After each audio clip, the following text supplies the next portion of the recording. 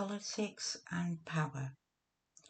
By Victorian times, Britain was a constitutional monarchy. This meant that political power rested with the government, not with their queen. But she still held some influence, so ministers had to try to get along with her.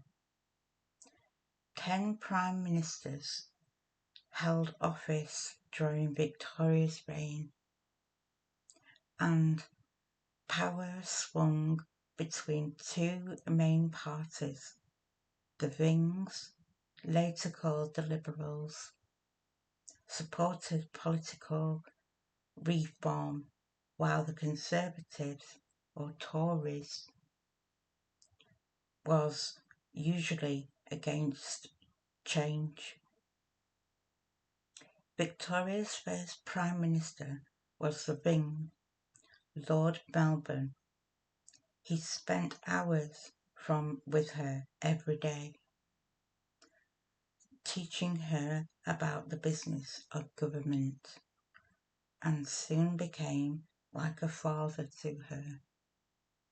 Victoria grew so attached to Melbourne that when the Tories came to power in 1841, she almost refused to accept them. Eventually, Prince Albert persuaded her to remain above party politics and cooperate with the new Prime Minister, Sir Robert Peel.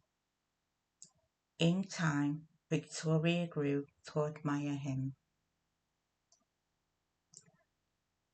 Political change. British politics had become more democratic during the late Georgian period, but it was still very different from today. At the start of Victoria's reign, the wealthy landowners could stand for Parliament. Fewer than 1 in 7 men could vote, and women weren't allowed to take part in elections at all.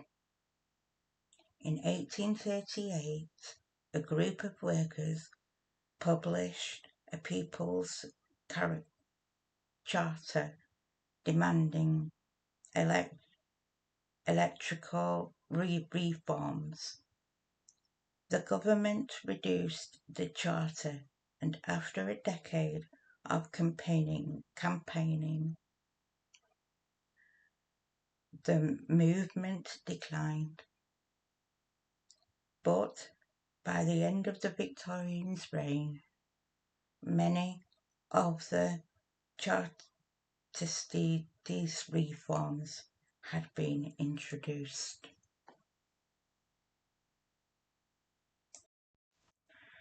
The Houses of Parliament were designed by Charles Barry after the original buildings were destroyed in the fire in 1834.